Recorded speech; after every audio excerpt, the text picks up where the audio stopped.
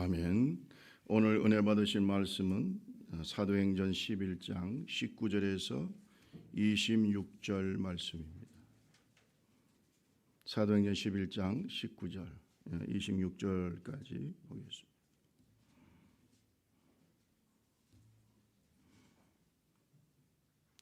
신약성경 206페이지 사도행전 11장 19절 26절까지입니다. 그때에 스데반의 일로 일어난 환란으로 말미암아 흩어진 자들이 베니게와 구브로와 안디옥까지 이르러 유대인에게만 말씀을 전하는데 그 중에 구브로와 구레네 몇 사람이 안디옥에 이르러 헬라인에게도 말하여 주 예수를 주의 손이 그들과 함께 하심에 수많은 사람들이 믿고 주께 돌아오더라. 예루살렘 교회가 이 사람들의 소문을 듣고 바나바를 안디옥까지 보내니 그가 이르러 하나님의 은혜를 보고 기뻐하여 모든 사람에게 굳건한 마음으로 주와 함께 머물러 있으라 권하니 바나바는 착한 사람이요 성령과 믿음이 충만한 사람이라. 이에 큰 무리가 주께 더하여 지더라. 바나바가 사울을 찾으러 다소에 가서 만남에 안디옥에 데리고 와서 둘이 모여 있어 큰 무리를 가르쳤고 제자들이 안디옥에서 비로소 그리스도인이라 일컬음을 받게 되었더라. 아멘.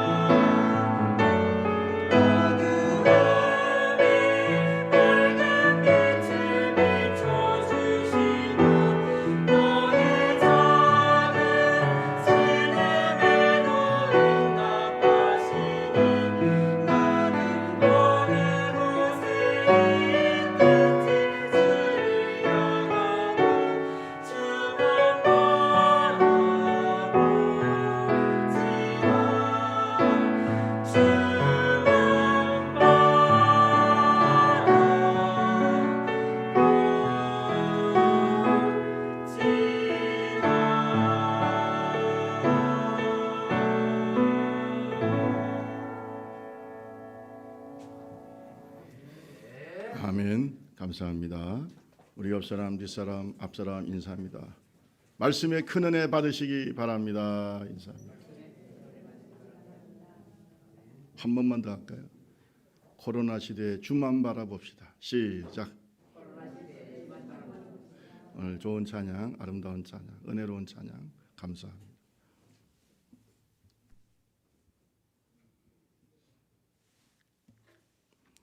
(20세기에) 대해서 미래학자인 나이트비트는 개인주의가 승리한 시대다. 개인주의가 승리한 시대. 이렇게 나이트비트뿐만 아니라 많은 사회학자들이 정의를 하고 있습니다.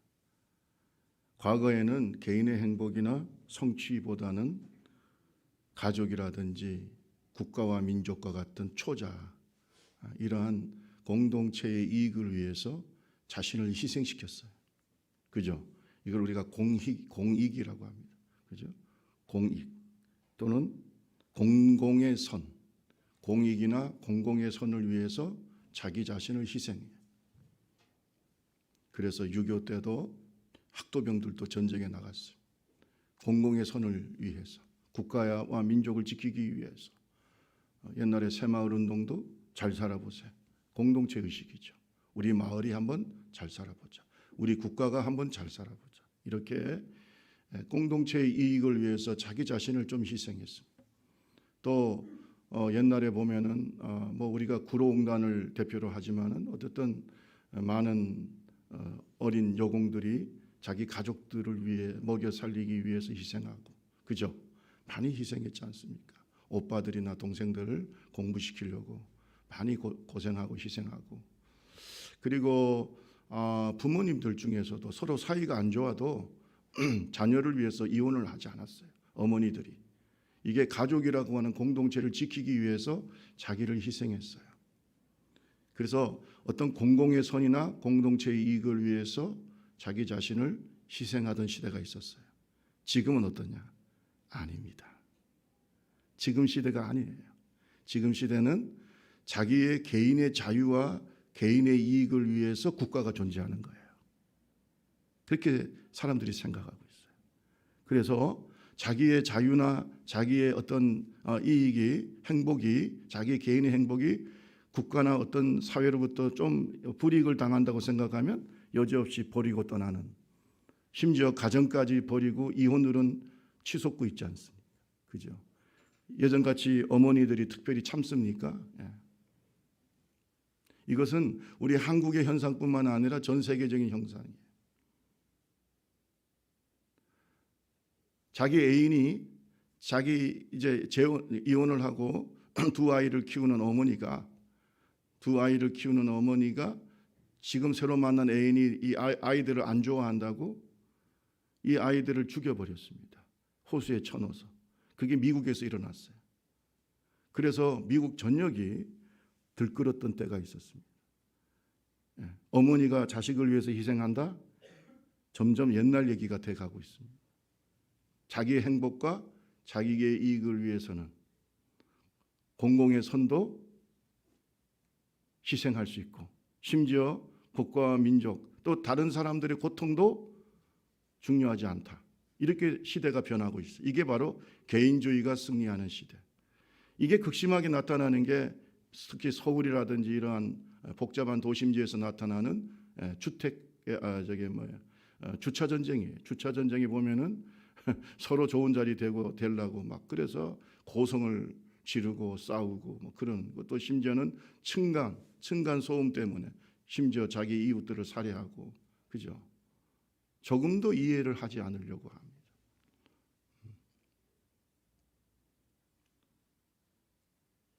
혐오 시설이 우리 지역에 들어오면 싫어합니다.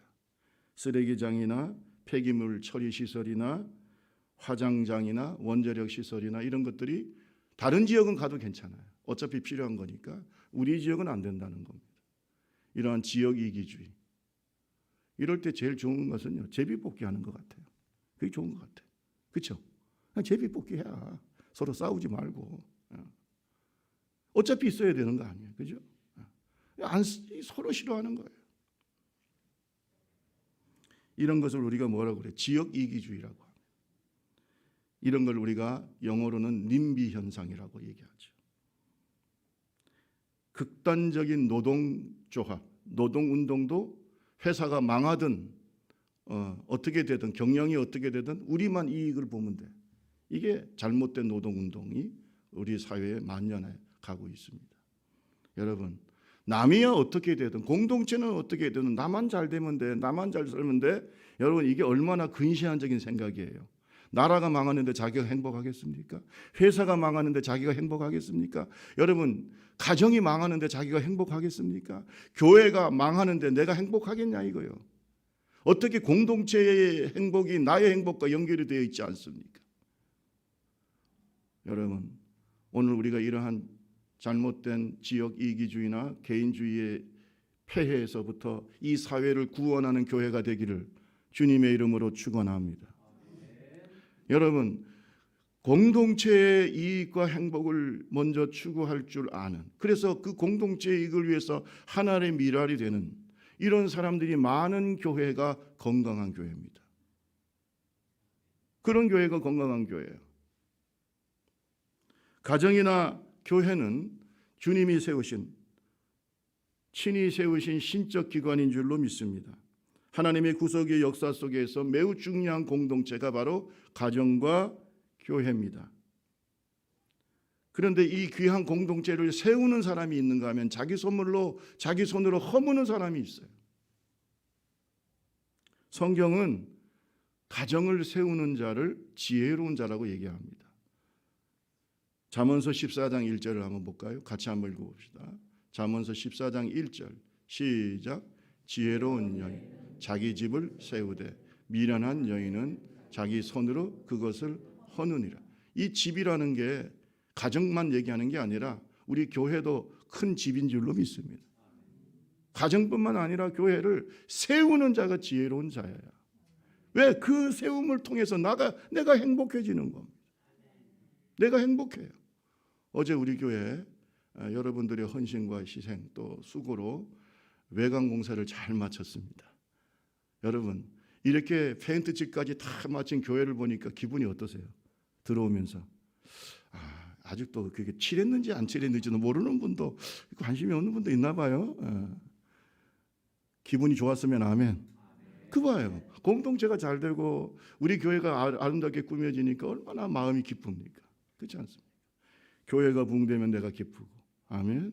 교회가 복받으면 나도 복받고. 여러분, 가정의 자손들이 잘 돼야 복받는 거 아닙니까? 예? 가정이 망하고 이혼하고 서로 헐뜯고 싸우면 행복할까요? 개인의 행복을 위해서 공동체를 희생시키지 말고 공동체를 아름답게 세우기 위해서 하나의 미랄이 되는 이러한 지혜로운 하나님의 종들이 되기를 바랍니다. 오늘 우리가 극도의 개인주의로 이렇게 허물어져가는 이 대한민국 사회를 우리가 세우는 모범이 되는 교회가 되기 바랍니다. 초대교회도 마찬가지입니다. 초대교회도 이 교회를 세우기 위한 많은 하나의 미랄이 되는 주의 종들이 있었어요. 베드로를 비롯한 주님의 제자들, 그리고 사도 바울 같은 믿음의 종들, 그들이 희생했기 때문에 오늘날 한국교회가 존재합니다. 우리가 원래 이방인이잖아요, 그죠? 그들이 희생하고 헌신했기 때문에 이 초대교회가 부흥했고 오늘 우리 대한민국까지 우리가 예수님의 복음을 듣고 구원을 받았다. 아멘. 얼마나 중요합니까? 그들의 헌신과 희생이. 그런데 베드로라든지 바울과 같이 화려하지 않지만 정말로 초대교회에 중요한 인물이 있습니다. 베드로와 바울같이 모든 사람이 칭송을 받는 사람은 아니지만 어떻게 보면은 영원한 이인자와 같이 뒤에 숨어 있는 사람이지만 그 사람 때문에 초대교회가 빛났고 초대교회가 건강하게 세워졌습니다. 그가 있어서 바울이 존재하게 되고 그가 있어서 오늘날 이 성경의 아름다움들이 기록이 되는 그가 있습니다. 그가 누굽니까? 바로 바나바입니다. 바나바. 화려하지 않습니다. 탁월하지 않습니다. 사람들이 박수치면서 환호하는 사람이 아닙니다. 모든 사람이 그에게 존경의 표시로 머리를 조아리는 사람은 아닙니다. 그러나 그 사람 때문에 바울이 있고 그 사람 때문에 초대교회가 존재합니다. 초대교회에 없어서는 안 될 귀한 인물 바나바, 온유한 하나님의 사람. 저는 저와 여러분들이 바나바가 됐으면 좋겠습니다. 다 바울이 되려고 하지 말고, 다 바울이 되려고 하지 말고 우리가 좀 바나바가 되면 어떨까? 바나바. 존 슬로안이라고 하는 학자가 탁월한 헬퍼 바나바라고 하는 책을 썼어요. 탁월한 헬퍼 바나바. 헬퍼라는 말은 돕는 자라는 뜻입니다. 영어로 헬퍼. 그는 바나바에 대해서 이렇게 평가합니다. 바나바는 탁월한 격려자요, 탁월한 격려자요, 헬퍼였다. 바나바에 대해서 이런 얘기를 합니다. 바나바는 너무 완벽해서 우리가 본받을 수 없는 그런 사람이 아닙니다. 그는 우리 모두가 본받을 수 있는 모델입니다. 그리고 바나바의 삶의 방식은 위대한 자선행위나 희생만을 뜻하는 것이 아닙니다. 예를 들면 격려하는 말 한마디, 이것을 필요로 하는 사람 누군가에게 다가가서 바나바처럼 격려해 주는 것. 그래서 우리가 원할 때 언제든지 바나바의 삶의 방식을 따를 수가 있습니다. 공동체가 행복해지려면, 그리고 그 안에서 내가 행복해지려면 우리가 바나바가 되면 돼요. 바나바는 사람을 세우는 사람, 교회를 세우는 사람, 그리고 하나님의 교회를 강하게 만든 위대한, 사람들이 잘 모르지만 하나님 보실 때는 위대한 그러한 하나님의 지혜로운 사람이다. 오늘 우리가 온유의 계절, 온유를 생각하는 이 계절에 바나바를 깊이 묵상해보는 이 시간이 되기를 주님의 이름으로 축원합니다. 바나바는 어떤 사람일까? 성경에는 바나바에 대해서 자세하게 나와 있지는 않습니다. 그러나 몇 구절 바나바에 대한 아주 인상적인 말씀이 좀 나와요. 4장, 사도행전 4장 36절 37절을 한번 볼까요? 사도행전 4장 36절 30, 구브로에서 같이 한번 읽어볼까요? 시작. 구브로에서 난 이름은 요셉이라 사도들이 일컬어 바나바라 번역하면 위로의 아들이라 하니 그가 밭이 있음에 팔아 그 값을 가지고 사도들의 발 앞에 두니라. 이 바나바는 여기서 보니까 구브로에서 난 레위족 사람이다. 이렇게 바나바의 출신을 얘기하고 있어요. 구브로, 지금으로 말하면 키프로스 섬입니다. 키프로스, 지중해에 있는 키프로스 섬. 그러니까 외국에서 살던 디아스포라라고 할 수 있죠. 흩어진 유대인 그 중에 한 사람입니다. 지파는 레위 지파의 사람입니다. 그러니까 레위 지파의 사람이라면 기본적으로 성경에 능한 사람이라고 얘기할 수 있어요. 아주 구약 성경에 능한 레위 사람인데 대단히 부유합니다. 원래 레위인들은 이스라엘 지파 속에 살면서 그 이스라엘 지파의 땅을 조금씩 받아서 사는 그런 사람들이었지요. 그런데 이게 완전히 깨져버렸어요. 원래 레위 지파는 그렇게 많은 땅을 소유하거나 그러지를 못합니다. 그냥 자기가 그 각 지파 12지파에 속해 있으면서 거기에서 그들의 땅을 조금씩 받아서 사는 사람들인데 완전히 예루살렘이 망하고 이스라엘 백성들이 바벨론 포로가 되면서 다 흩어졌죠. 그때 이 사람은 아마 이 구브로 섬으로 간 것 같아요. 조상들이. 그러니까 거기에서는 이제 제사도 좀 증식도 하고 이렇게 지금 어떻게 보면 조금 기존의 율법적인 삶을 좀 떠나서 좀 자유롭게 산 것 같아요. 그래서 성경을 보니까 구브로의 땅을 좀 많이 소유하고 있었기 때문에 그 땅을 하나님께 바쳤다. 이렇게 성경에 말씀하고 있는 겁니다. 그는 외국에 사는 레위인으로서 부유하고 그 지역에서 대단히 영향력이 있는 인물이라고 생각이 됩니다. 그리고 이 바나바가 살았던 이 구브로 키프로스 섬은 포도, 그다음에 무화과, 밀 이런 것들이 아주 생산이 잘 되는 비옥한 지역이라고 합니다. 여기에서 그는 살면서 아주 대단히 영향력 있는 지도자적인 위치에 있었습니다. 요셉은 원래 히브리 이름입니다. 그러니까 원래 그의 본명은 뭐예요? 요셉입니다. 그런데 사도들이 그를 뭐라 불렀냐? 바나바라고 불렀어요. 따라합시다. 바나바. 이 바나바의 뜻이 뭐냐? 성경에 나와 있죠. 번역하면 뭐라고요? 위로의 아들. 여기에서 이게 별명이거든요. 바나바라는. 근데 여기에서 사도들이 생각하는, 또 초대교인들이 생각하는 바나바의 인품이 나오는 거예요. 바나바만 만나면 위로를 받아요. 그의 말이나 그의 행동에서 위로를 받아요.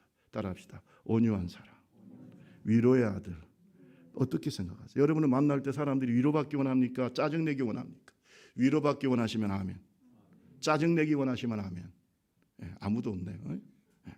우리가 하나님 앞에서 서로 위로받는 그 위로의 아들, 이러한 별명이 있었던 사람이 바나바입니다. 11장에도 사도행전 11장에도 바나바에 대한 기록이 나옵니다. 이 바나바는 스데반 집사님의 순교 이후에 예루살렘 교회가 대대적인 박해를 받게 되죠. 이럴 때 사도 외에 다 제자들이 전 세계로 흩어지는데, 이때 복음을 들고 많은 사람들이 어디로 갔냐? 이 안디옥이라고 하는 수리아 안디옥이라는 지역에 가게 돼서 거기에서 복음을 전했습니다. 여기에서 안디옥 교회가 세워지는데, 안디옥 교회가 세워지자 예루살렘 교회에서 믿을 수 있는 지도자를 보내는데 그 사람이 누굽니까? 바나바입니다. 믿을 수 있는 지도자. 따라합시다. 믿을 수 있는, 신뢰받는 지도자. 그게 바로 바나바예요. 예루살렘 교회가 믿을 수 있는 지도자. 그 바나바를 파송해요. 어디로? 안디옥으로. 이 안디옥은 수리아라고 하는 큰 외국이지만 굉장히 번성했던 지역입니다. 여기에 대표적인 도시인 안디옥으로 보내는, 여기에는 유대인들이 많이 살아요. 여기로 보내게 되는 겁니다. 자, 우리 11장 19절에서 23절을 다시 한번 읽어볼까요? 그때의 시작. 그때에 스데반의 일로 환란으로 말미암아 흩어진 자들이 베니게와 구브로와 안디옥까지 이르러 유대인에게만 말씀을 전하는데, 그 중에 구브로와 고레네 몇 사람이 안디옥에 이르러 헬라인에게도 말하여 주 예수를 전파, 주의 손이 그들과 함께 하심에 수많은 사람들이 믿고 주께 돌아오다. 예루살렘 교회가 이 사람들의 소문을 듣고 바나바를 안디옥까지 보내니 그가 이르러 하나님의 은혜를 보고 기뻐하여 모든 사람에게 굳건한 마음으로 주와 함께 머물러 있으라 권했다. 이렇게 얘기하고 있습니다. 여러분 잘 들어보세요. 예루살렘 교회가 안디옥 교회가 아름답게 세워지는 그 모습을 보면서 누구를 파송해요? 바나바를 파송해요. 여러분, 우리 좁은 길 교회가 어디에 정말로 꼭 필요한 지도자가 있을 때 보낼 수 있는 사람들 되기 바랍니다. 보낼 수 있는 사람, 믿을 수 있는 사람이에요. 바나바는 예루살렘 교회에서 그 지성과 영성과 그의 인품, 인격이 믿을 수 있는 사람으로 인정된 사람이었기 때문에 수리아 안디옥 지역에, 수리아 안디옥 교회에 파송을 받게 되었습니다. 성경에 보면은 11장 24절을 보세요. 11장 24절에 뭐라고 얘기하고 있습니다. 바나바는 착한 사람이다. 따라합시다. 바나바는 착한 사람이다. 굿맨이라는, 굿맨, 착한 사람, 윤리적으로 도덕적으로 덕이 있고 흠이 없는 사람이라는 뜻입니다. 여러분, 영성과 도덕성이 분리된다고 생각하십니까? 그 사람은 영적인데 도덕적으로 문제가 있어. 이게 말이 된다고 생각하십니까? 아니, 성령의 열매를 맺는 사람이 하나님 앞에서 계속해서 부도덕한 삶을 살 수 있다고 생각하십니까? 그럴 수 없습니다. 오늘날 한국교회의 은사운동이 왜 이렇게 초라하게 되었느냐? 도덕성이 따라가지 못했기 때문에 그래요. 성령으로 시작했는데 부도덕해. 돈을 사랑하고 또 심지어는 여러 가지 성적인 문제를 일으키고, 이러한 사람들이 자꾸 지도자들 가운데 생기니까 성령운동이 자꾸 죽는 거예요. 이게 오늘날 우리 한국교회의 은사운동의 폐해입니다. 사람들이 모이니 돈이 모이고, 돈이 모이니 돈에 대한 탐욕이 생기고, 이렇게 해서 은사운동했던, 다 그런 건 아니지만 많은 사람들이, 그래서 결국 사람들은 은사운동에 대해서 부정적인 생각을 갖게 된 하나의 원인도 분명히 있는 겁니다. 여러분, 영성과 도덕성이 분리됐다고 생각하십니까? 영성은 도덕성을 넘어서는 겁니다. 동의하시면 아멘. 네? 그렇지 않습니까? 바나바는 바로 그런 사람이에요. 착한 사람. 여러분, 마태복음 5장 13절에서 16절을 보세요. 소금이니 너희는 소금이니 소금이 만일 그 맛을 잃으면 무엇으로 짜게 하리요? 후에는 아무 쓸데없어 다만 밖에 버려 사람에게 밟힐 뿐이다. 너희는 세상에 뭐라고요? 빛이라. 여러분 16절에 보세요. 16절 다 같이 한번 읽어볼까요? 시작. 앞에 비치게 하여 그들로 너희 착한 행실을 보고 하늘에 계신 너희 아버지께 영광을 돌리게 하라. 착한 사람 됩시다. 뭐 이런 말 하면 여러분이 아이고 목사님 뭐 초등학교 선생님 같은 말씀입니다. 뭐 이렇게 말해도 괜찮습니다. 착한 사람 돼요. 착하다는 여기서 말하는 세상 사람들이 볼 때도 윤리적으로 도덕적으로 인정받아야 된다는 겁니다. 빛이 돼야 됩니다. 세상에 부도덕함을 일깨워줄 수 있는 사람이 돼야 됩니다. 그게 누구냐? 바나바입니다. 그러니까 사람들이 인정하는 거. 저 사람은 절대 사람을 속일 사람도 아니다. 저 사람은 정말로 착하고 인품이 훌륭한 사람이다. 절대로 교회를 실망시킬 사람이 아니다. 그래서 파송한 거예요. 만약에 그가 돈을 사랑하거나 여러 가지 윤리적 문제가 있다면 예루살렘 교회가 믿고 안디옥에 보내겠냐 이거예요. 여러분, 오늘 우리가 살고 있는 이 시대는 정말로 많이 혼란스러운 시대입니다. 그죠? 돈이면 모든 것이 다 가능합니다. 이번에 여러 가지 부동산 문제라든지, 그죠? 무슨 뭐 돈을 수억씩이나 받고 뭐 이렇게 살아도 마치 괜찮은 것처럼 떳떳하게 큰 소리치고, 감옥에 가도 큰 소리치고, 아이고 재판부가 잘못했다 큰 소리치는 이런 시대 속에서 오늘날 한국 교회에 정말로 필요한 인물은 바나바입니다. 바나바 같은 인물이에요.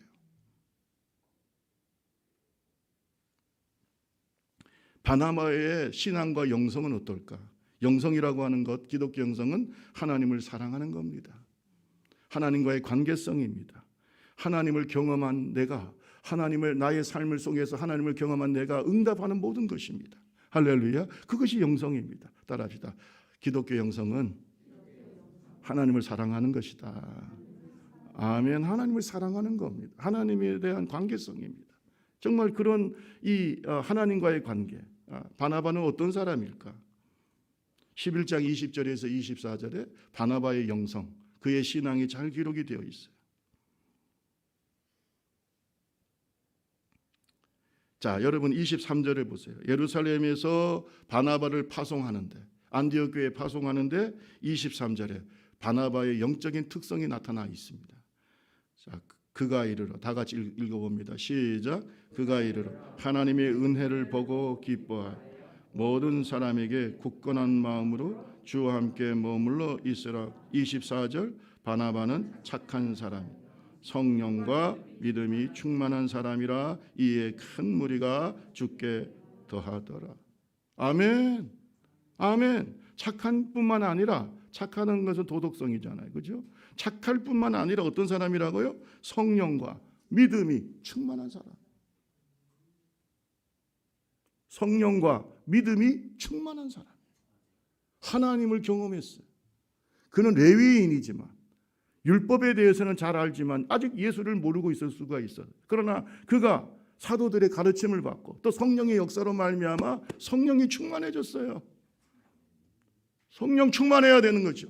성령 충만해 손 떨고 발 떨고 뭐 온몸을 떨고 방언하고 이런 것만 여러분 생각하면 안 돼요. 성령이 충만하다는 말은 성령의 인격의 지배를 받는다는 거예요. 내가 성령의 인격의 지배를 받고 산다는 거예요. 내 마음대로 사는 것이 아니에요. My will이 아니라 God's will, 하나님의 뜻대로 산다는 거예요. 그렇잖아요. 그래서 바나바가 교회에서 파송할 때 아멘 순종할 수 있는 겸손함과 온유함이 그의 성령 충만한 온유함의 열매 속에서 나온다는 사실을 믿으시기 바랍니다. 아니 거기 외국인데 내가 어떻게 가요? 아마 제가 볼 때요. 그가 외국인이고 외국에서 태어났고 여러분 보세요. 이 키프로스 섬에서 구브로 섬에서 아주 훌륭하게 잘 살았기 때문에 헬라어도 능하고 그다음에 또 레위인이니까 성경에 능하기 때문에 보낸 것 같아요. 아멘. 거기에다가 믿음과 성령이 충만하고 그러니까 수리아라고 하는 그 외국 지역에 있는 안디옥 큰 도시에 교회가 세워질 때에 이 바나바를 보낸 거죠. 이게 보내본 바나바는 그냥 사람들에게 칭찬받고 덕이 있고 인격적으로 훌륭한 것뿐만 아니라 하나님을 깊이 경험한 사람이에요. 성령과 믿음이 충만하다. 따라합시다. 성령과, 크게 따라하세요. 성령과 믿음이 충만하다. 우리 교회에서 만약에 어떤 선교사님을 파송하고 지원한다면 제일 중요한 것 중에 하나가 성령과 믿음이 충만한 거예요. 이거 없는 사람 무슨 일을 합니까? 무슨 하나님의 일을 합니까? 그죠?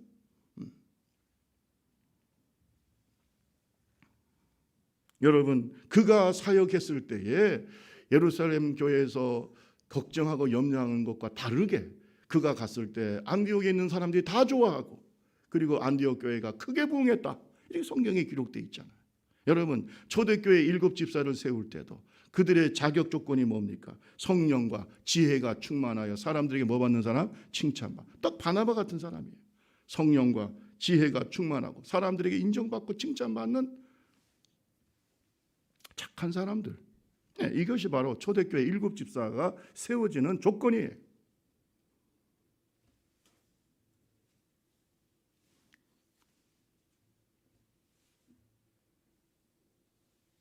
오늘 저와 여러분 바나바처럼 성령과 믿음이 충만한 깊은 영성을 가진 하나님의 종들이 되기를 바랍니다. 그리고 제가 바나바를 가만히 묵상하면서 느끼는 것이 있어요. 바나바는 자기 부인을 실천한 사람이에요. 따라합시다. 자기를 부인하는 제자. 자기 부인이 있어요. 자기 부인이 있어요. 여러분, 바울 사도와 사역할 때 바울은 어떤 사람이냐? 바나바가 발탁한 사람이에요. 바나바가 청거도 하고 바나바가 그를 세워서 안디옥 교회에서도 같이 초청을 해가지고 안디옥 교회를 크게 부흥시켰어요. 그러니까 여러분 처음에 바울이 변화됐다고 할 때 사람들이 안 믿어. 내가 나중에 말씀드립니다만 안 믿었기 때문에 그것을 소개하고 또 바울을 다소에 있는 바울을 불러가지고 안디옥에서 같이 또 사역을 하면서 안디옥 교회를 크게 부흥시켰어요. 그런데 여러분 잘 보세요. 그러니까 바울에게 있어서 바나바는 정말 영적인 스승과 같은 존재입니다. 아멘. 그런데 바울이 사역을 크게 하나님께서 벌리게 하시고 원래 바울이 워낙 출중한 인물입니다. 그죠? 아주 훌륭한 인물이잖아요. 그러니까 하나님께서 바울을 크게 쓰실 때에 바나바는 어떻게 하냐? 이인자가 되는 것, 헬퍼가 되는 것에 대해서 전혀 이상하게 생각하지 않아요. 바울을 전면으로 내세우고 그는 스스로 낮아집니다. 이게 바나바예요. 따라합시다. 훌륭한 헬퍼, 돕는 자예요. 바나바가 부상하고 바나바가 뜨고 바울이 뜨고 바울이 부상하고 바울이 유명해지는 것을 시기하고 질투하고 찍어내리고 안 해요. 누구 같으냐? 예수님이 잘 되면 잘 될수록 기뻐했던 누구 같아요? 세례요한 같은. 세례요한이 위대한 헬퍼 아니겠어요? 왜 다 우리가 바울이 돼야 됩니까? 왜 다 우리가 예수가 돼야 됩니까? 왜 다 우리가 모세 같은 사람이 돼야 됩니까? 아론이 필요한 거예요. 세례요한이 필요한 거예요. 바나바가 필요한 거예요. 왜 다 내가 모세가 되고 바울이 되려고 합니까? 그런 교회는 망합니다. 낮아집시다. 낮아집시다. 그저 스스로 바나바가 되세요. 바나바가 되세요. 그런데 여러분 바나바가 된다고 해서 하나님 무시하십니까? 교회가 무시합니까? 절대 그렇지 않습니다. 예수님도 세례 요한에 대해서 여자가 낳은 자 중에 뭐라고 그랬어요? 최고라고 말한 것처럼 하나님께서 바나바를 크게 인정해 주신 줄로 믿습니다. 화려하지 않지만 위대한 하나님의 종입니다. 바나바. 얼마나 온유한 사람이에요. 자기 부인이 자기 부인의 사람이에요. 아무든지 나를 따라오려거든 자기를 부인하고 날마다 제 십자가를 지고 나를 쫓아라. 자기 부인합시다. 자기 부인합시다. 아니 그렇게 해서 내가 만약에 나를 높인다고 해서 누가 알아주냐? 아니에요. 하나님이 높여야 알아주는 겁니다. 자기가 자기를 높이는 것은 의미가 없습니다. 그러니까 바나바가 생각할 때는 아하, 하나님께서 지금까지 나를 쓰셨고 이제는 누구를 쓰신다? 바울을 쓰신다. 할렐루야. 그는 흥하고 나는 쇠해야 되겠다. 이런 마음이 바로 바나바의 마음인 것 같아요. 세례 요한의 마음이죠. 그래서 사람들은 바나바를 평가할 때에 훌륭한 격려자일 뿐만 아니라 훌륭한 헬퍼라고 얘기하고 있어요.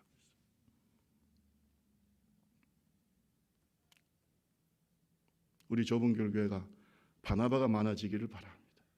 바나바가 많아져. 우리 옆 사람하고 한번 이렇게 합시다. 바나바 같은 사람이 됩시다. 시작. 바나바가 되세요. 그게 의미가 있어요. 하나님이 그걸 좋아하세요. 그렇게 낮아지고자 하면 하나님이 높여주십니다. 높여주십니다. 그게 온유함이에요. 바나바의 온유함은 기꺼이 헬퍼가 되는, 돕는 자가 되는 그 위치에서 만족하고 감사하는 바나바의 모습이 하나님이 기뻐하시는 모습이다. 여러분 빌립보서 2장 1절에서 5절에 보면 이러한 마음을 가지라고 성경은 강조하고 있습니다. 그러므로 그리스도 안에 무슨 권면이나 사랑의 무슨 위로나 성령의 무슨 교제나 긍휼이나 자비가 있거든. 다 같이 읽어봅시다. 시작.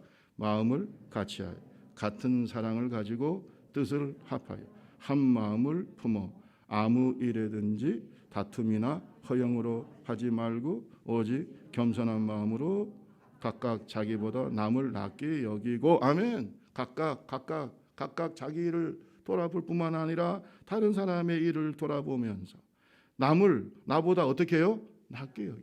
낫게 여겨라. 남을 나보다 낫게 따라합시다. 다른 사람을 나보다 낫게 여겨. 더 좋게. 아, 그래 훌륭하다. 다른 사람의 장점을 칭찬할 수 있는 사람이 자존감이 높은 사람입니다. 자존감이 낮은 사람은요 남을 칭찬 못해요. 왜? 남을 칭찬하는 순간에 내가 비참해 보여. 왜 그렇게 생각합니까? 서로 잘 되면 좋은 거 아니에요. 네가 위대하면 나도 위대한 거야. 아멘. 네가 높아지면 나도 높아지는 거예요. 그 사람을 칭찬함으로 나도 같이 올라가. 왜 그런 생각을 안 하고 네가 높아지면 나는 낮아집니까?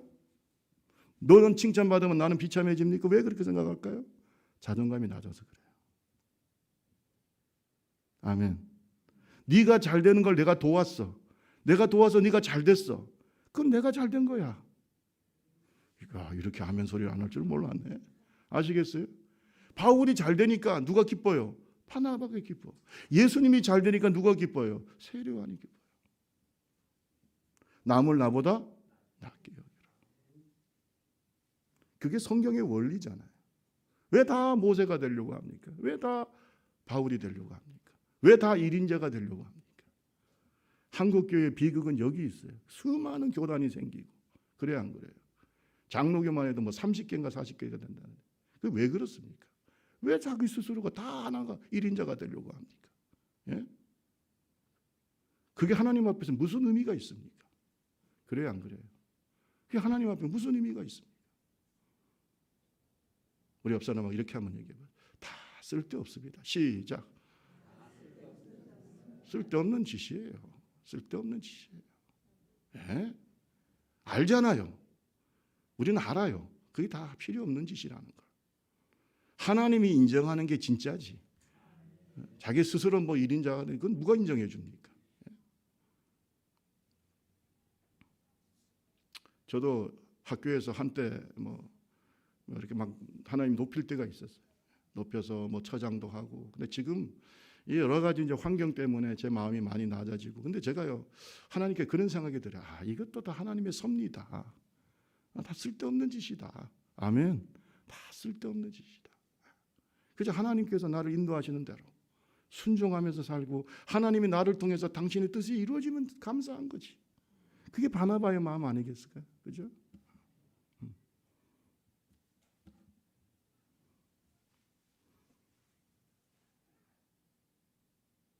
제가 이번에도 지방회장이 될 때도 원하지 않았습니다. 지방회장, 장로님도 계시고 다 우리 당회원도 계시지만 저보다 앞에 지방회장 될 분이 있어요. 황 목사님이라. 그래서 제가 황 목사님 지방, 저는 총무가 괜찮습니다. 총무가 일이 많아. 일이 많아. 그래서 또 총무는 돈도 안 내도 되고 이 회장은 돈도 많이 내야 되고, 그러니까 저는 그냥 총무하겠다고. 총무가 좋습니다. 총무 일이 재밌습니다. 또 여러 가지로. 사실 또 실권자고. 그러니까 제가 총무하겠다고 그랬더니 그 위에 그 어른들, 지방의 임원들 아니라. 또 황 목사님 또 몸도 약하시고. 그러니까 목사님 회장 되세요. 그래서 회장 됐어요, 그냥. 누가 되고 싶어서 되는 게 아니라 하나님께서 하라고 하시니까. 아멘. 회장 됐어요. 그래서 여러분이 많이 헌신해 주셔서 우리 좁은길교회가 그래도 큰일 하고 있습니다. 내년에 또 회장하래요. 그래서 내가 지금 아니라고 했어요. 내년에 또 회장하라고. 여러분 잘 들으세요. 다 1인자가 되려고 하지 마세요. 하나님이 높이시면 높아지는 거고. 아멘. 그저 하나님이 하자는 대로 하세요.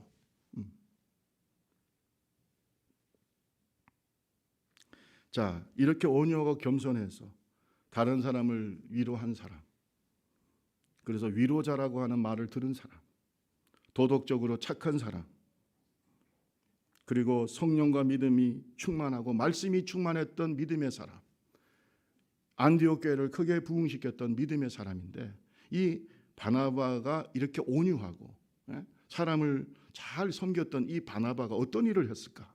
성경을 보면 크게 두 가지 일을 합니다. 따라합시다. 교회를 세웠다. 이런 온유한 사람을 통해서 교회가 세워져. 싫어할 사람 한 명도 없어요. 따라합시다. 많은 사람이 더해졌다. 성경에 나오잖아. 많은 사람들이 더해졌어. 안디옥 교회. 이렇게 온유한 사람이 있으니 편한 거야. 마음이 교만하고 그냥 울퉁불퉁하고 이런 사람들이 있으면 얼마나 불편합니까? 근데 바나바는 수용적이에요. 사람들을 잘 섬깁니다. 그러니까 많은 사람들이 바나바의 지도를 받고 또 성경의 가르침을, 성경 말씀에 능하고 또 성령과 믿음이 충만하니까 그는 부드러운 카리스마를 가진 사람이에요. 그러니까 안디옥 교회가 크게 부흥했어요. 크게 부흥됐어요. 그리고 여러분 중요한 것은 이 안디옥 교회를 부흥시킬 때에 사울을 발탁했어요. 사울이 다소성에 자기 고향에서 잠깐 기도하면서 있는데 그렇게 박해자였던 바울이 전도자로 변해돼 가지고 이제 다소성 자기의 고향에서 있었어요. 그때 가가지고 이 사울을 초청했어요. 바울을 초청해 가지고 안디옥에서 사람을 가르쳤는데, 여러분 잘 보세요.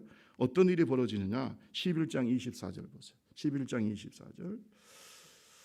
자, 25절에 보세요. 자, 24절에 보면 바나바는 착한 사람이요 성령과 믿음이 충만한 사람이라. 이에 큰 무리가 죽게 더하여 지더라. 25절에 바나바가 사울을 찾으러 다소에 가서, 26절을 한번 읽어볼까요? 만남에 시작. 만남에 안디옥에 둘이 교회에서 1년간 모여 있어 큰 무리를 가르쳐 제자들이 안디옥에게서 비로소 그리스도인이라 일컬음을. 여러분 안디옥 교회가 크게 부흥하고 수적으로 성장하고 큰 교회가 되고 그것도 중요하지만 질적으로 성장하는 거야. 따라합시다. 그리스도인이야. 불림을 받았다. 사람들이 안디옥 교회를 그리스도인, 그래서 크리스찬이라고 하는 말의 유래가 여기서 나온 거예요. 크리스찬이라는 말의 뜻이 뭔지 아세요? 예수를 따르는 자, 예수를 배우는 자, 예수에게 속한 자. 아멘. 진짜 예수쟁이들이다. 저 사람들은 진짜 예수쟁이야. 이런 말을 듣게 됐다 이 말이에요. 그동안 그리스도인들이 존재감도 없었어요. 존재감도 없었는데 이때부터는 저분들은 정말로 예수를 따르는 사람들이다. 어떤 때는 칭송도 하고 어떤 때는 조금 비웃는 소리기도 하겠지만은 그리스도인, 예수쟁이라는 말이 어떤 때는 조금 비웃는 말이기도 해요. 그러나 어떤 때는 저 사람은 확실한 예수의 제자다. 할렐루야. 이런 말을 듣게 됐다는 거예요. 언제에서부터? 바울 사도와 함께 사역했던 바나바가 세웠던 이 안디옥 교회에서 비로소 그리스도인이라고 사람들이 부르게 됐다. 외국 가면은 묻습니다. Are you Christian? 당신 크리스찬입니까? 예, I am Christian. 크리스찬이라는 말이 여기서 시작됐다. 안디옥 교회. 그게 바나바는 뭘 세우는 사람이에요? 교회를 세워. 바울 사도와 1차 선교 여행을 같이 하면서 수많은 교회를 또 세웁니다. 여러분 잘 들으세요. 바나바 같이 온유한 사람, 바나바 같이 믿음과 성령이 충만한 사람, 이런 사람들이 결국 뭘 세웁니까? 교회를 세웁니다. 교회를 세워요. 저도 저희 부모님들이 무수히 교회를 세우고 또 저도 개인적으로 교회를 개척하면서 경험한 것은 뭐냐면, 교회 개척이라는 건요, 바나바 같은 인물이 필요한 거예요. 바나바 같은 사람들이 교회에 있어야 교회가 부흥이 되는 겁니다. 에?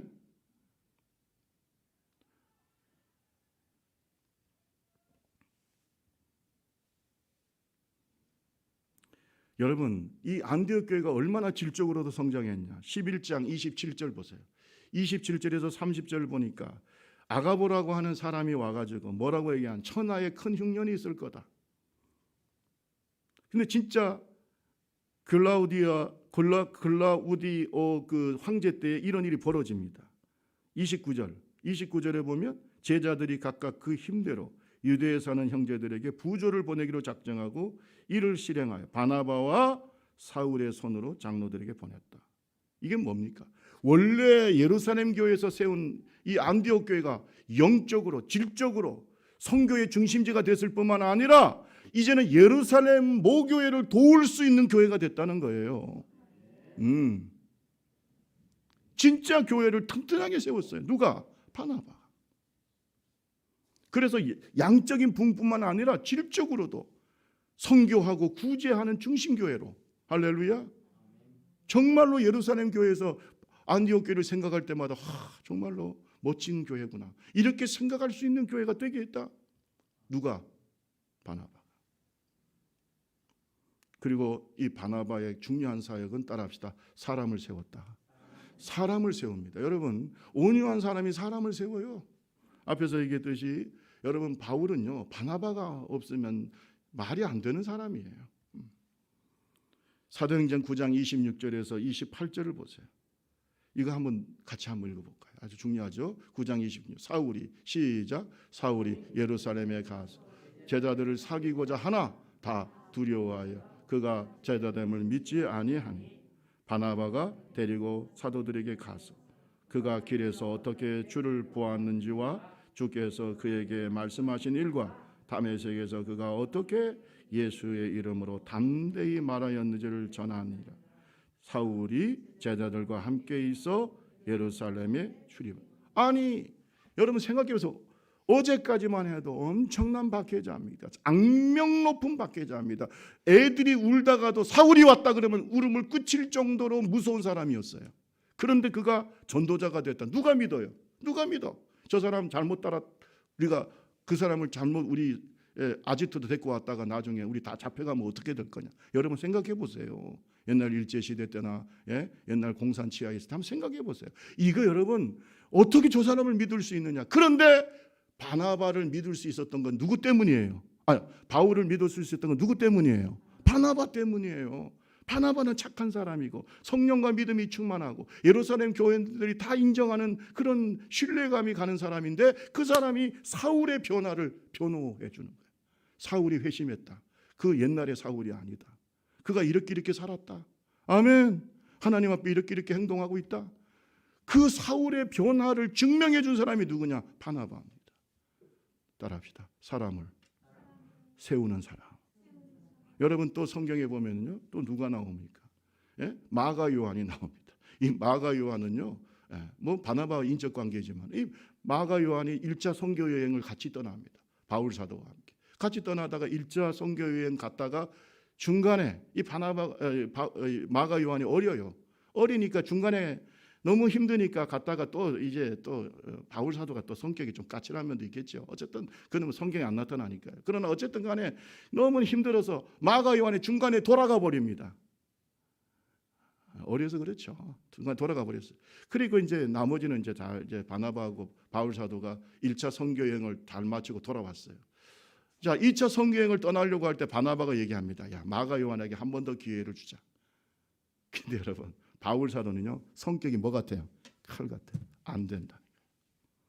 한 번 떠난 사람은 절대로 나는 용납할 수 없다. 그래서 마가 요한을 데려가자는 일 때문에 결국은 바나바와 바울이 갈라지게 됩니다. 헤어지게 됩니다. 그래서 바울 사도는 실라와 함께 2차 선교 여행을 떠나고 여러분 바나바는 이 마가 요한을 데리고 자기 고향인 구브로섬으로 갑니다. 거기 또 선교를 합니다. 근데 여러분 잘 보세요. 이렇게 철없고 정말 이 선교팀에 큰 문제를 일으켰던 이 마가 요한이 나중에 어떻게 되는 줄 아세요? 마가복음을 기록하는 사람이 되는 거야. 아멘. 바울이 쓸모없다고 버렸던 그 청년이, 바울이 쓸모없다고 버렸던 그 마가 요한이 마가복음을 기록해요. 그리고 나중에 노년에 죽을 때가 가까운 바울 사도가 누구를 부른 줄 아세요? 마가 요한을 불러요. 성경을 볼까요? 잘 보세요. 디모데후서 4장 11절. 디모데에게 누구를 데려오라고 합니까? 4장 11절. 다 같이 한번 읽어봅시다. 시작. 누가 말? 네가 올 때에 마가를 데리고 그가 나의 일에 이 누가 이렇게 마가 요한을 만들었어요? 누가 만들었어요? 바울이 만들었어요? 바나바가 만들었어요. 우리 좁은 길 교회가 다음 세대를 세우는 교회가 되길 바랍니다. 그러려면 어떻게 해야 돼요? 우리가 바나바가 돼야 돼요. 응? 사람을 살리고 세우고 교회를 세우고 바나바가 많아질수록 우리 좁은 길 교회에 미래가 있고 한국 교회에 미래가 있고 스스로 우리가 헬퍼를 자청합시다. 스스로 우리가 돕는 자가 됩시다. 스스로 우리가 이인자가 되는 것을 감사합시다. 말씀을 마치겠습니다. 교회사를 보면 베드로나 바울같이 멋지고 화려한 이름은 아니지만 초대교회를 생각할 때 없어서는 안 될 인물, 마가 요한을 만든 사람, 바울을 만든 사람, 안디옥 교회를 크게 세운 사람, 여러 교회를 세운 사람 누굽니까? 바나바입니다. 바나바는 온유하고 겸손한 성숙한 인격과 착한 사람, 그리고 성령과 믿음이 충만한, 말씀이 충만한 깊은 영성을 가진 사람, 사람을 세울 줄 아는 사람. 오늘 저와 여러분들이 다 바나바가 되기를 주님의 이름으로 축원합니다. 찬양 206장 찬송하시고 우리 함께 기도하겠습니다. 찬양집 206장 찬송하고 기도하겠습니다.